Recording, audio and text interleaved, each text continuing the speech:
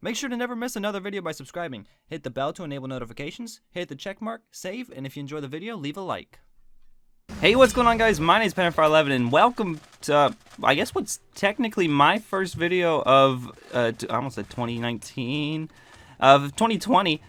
So, for those of you guys that don't follow me on any kind of social media or anything, you guys should, by the way. It's 2020. Why are you still not following me on Twitter? Hello? What's wrong with... Okay. And I just wasted that. But what's wrong with you? So follow the social media. All the links are in the description below. Twitter is the main one that I use, but I also have been using Instagram for a lot of stuff as well. So make sure you follow my Twitter and my Instagram. But welcome to the first video of mine, technically in 2020. But for those of you that don't know, like I was saying, I'm rusty. Okay, I forgot what I was saying. I've been on a trip to Disney World. I went to Disney World for Christmas with my family, and we went from the 27th to the 5th. Was it to the 5th of January. So we were there for a very long time, and I mean, it was a ton of fun. I highly recommend Disney World if you guys can afford it and can go and live if you guys can live. Yep.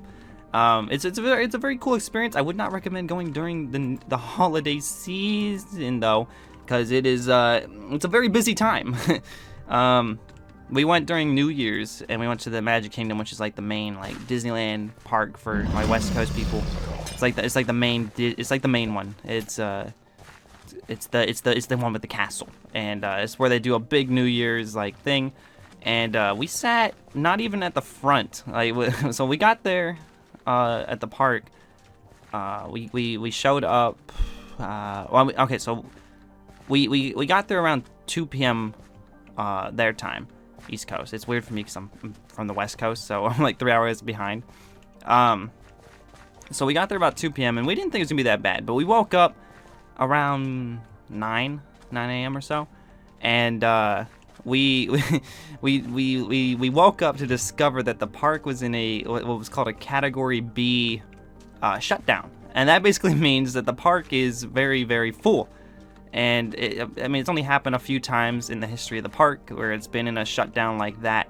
But luckily, since we were staying on a Disney resort, we stayed at Coronado Springs, and that's a very nice resort. It's a very beautiful place. So if you're looking for a resort, it's a nice one. And I definitely do recommend staying on property if you're going to Disney World. It's so much more convenient, and you get so many more benefits and whatnot. It's definitely worth staying on property. But, so it was in a Category B, which basically means people with single-day tickets. It sucks for them, by the way. Like, imagine spending, I think it's like $150 for a ticket to Disneyland for a day. So imagine spending that and then being told, yeah, you can't come in because the park's shut down because it's full. I would be so upset. But luckily, anybody besides really those people could really get into the Disney World park, into the Magic Kingdom park to watch the fireworks. So yeah, I mean, we got in, and we didn't get into the park till about 2 p.m. Because we took buses. They have public buses if you stay at the hotels for free. You get to take the buses. So we stayed on the buses. We stayed on the buses. Yep, we stayed on the bus. We tried to take a bus. It took a while to get on and get there. So we got to the park about 2 p.m. We got in. And people were already sitting down for the fireworks show. And there was 2 fireworks shows on New Year's in Disney World, in the Magic Kingdom park. I mean, they had one at like 6 o'clock or something like that. Something weird, some weird time that makes really no sense. But I think about 6 o'clock, people are already waiting for the 2. I'm assuming it was for the 6 o'clock one. But at 2 p.m. when we got there, people were already out front waiting, and it was already pretty much full. Like, there was no seats really.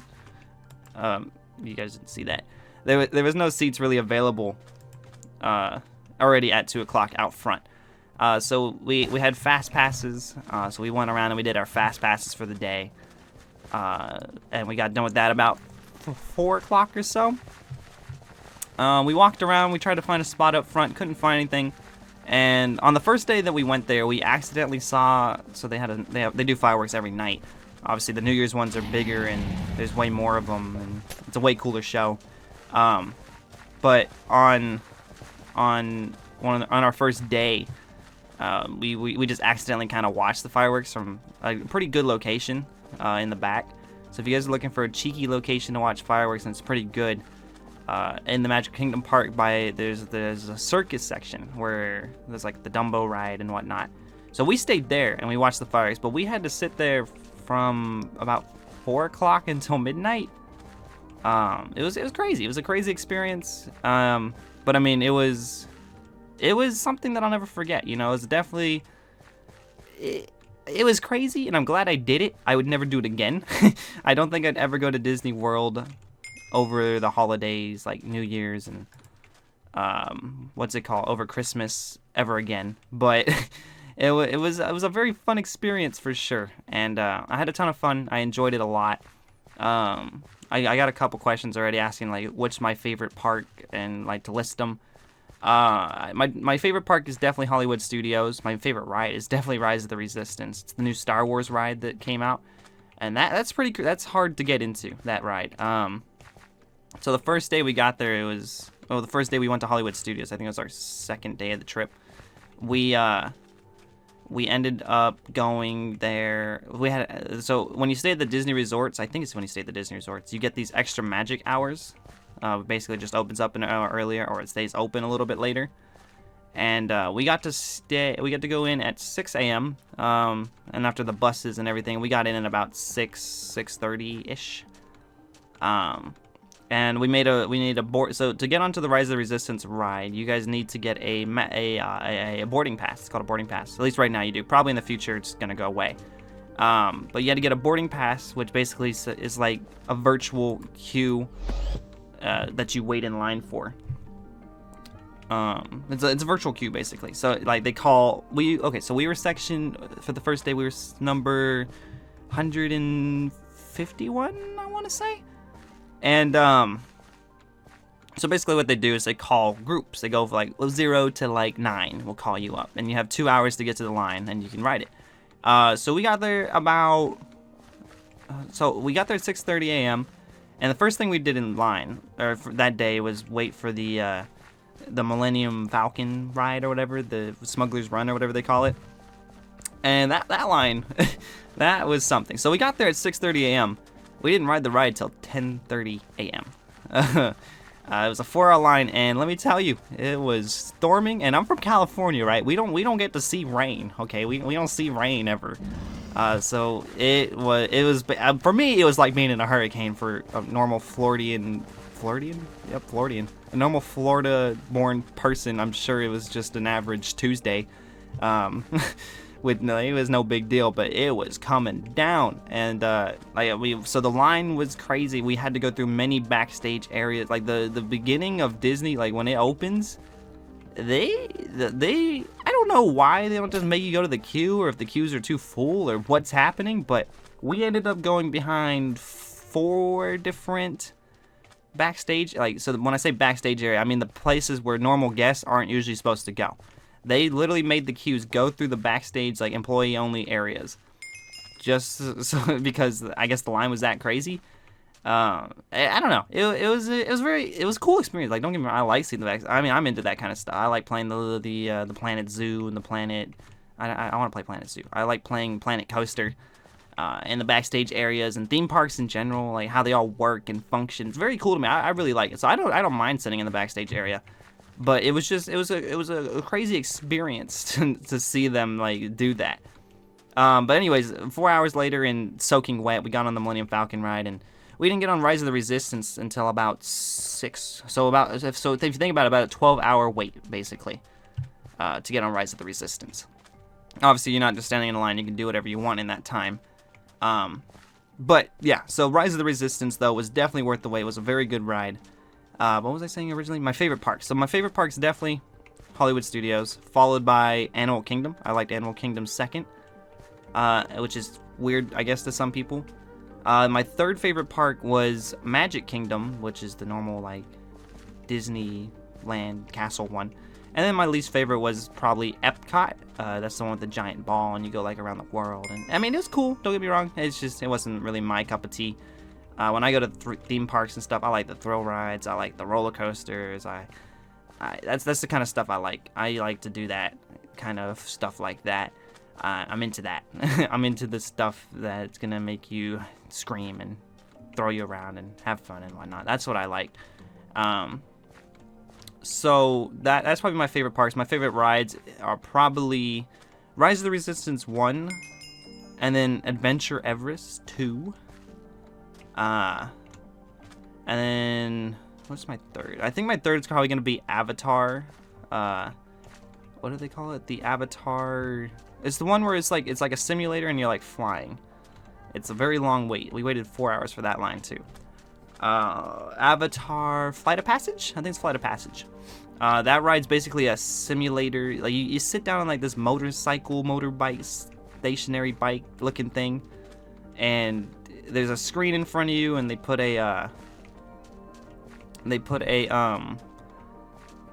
3D glasses on, and it moves, and it has wind, and it has like smells, and it's a simulator, but it's also dang it, we were doing so good. Maybe we can save this. Oh, imagine doing all that just to do that. What was I saying? So yeah, that's probably my third favorite ride. My fourth favorite ride's probably there's a ride called Seven Dwarves Mine Train, which is a roller coaster. Adventure Everest is a roller coaster too, by the way. I don't know how to classify Rise of Resistance. It's kind of like a roller coaster. It's kind of not. And then my fifth favorite ride is maybe Slinky Dog Dash. Stupid as it sounds, maybe. Yeah. I think so. I don't know. Off the top of my head, I think that's my list.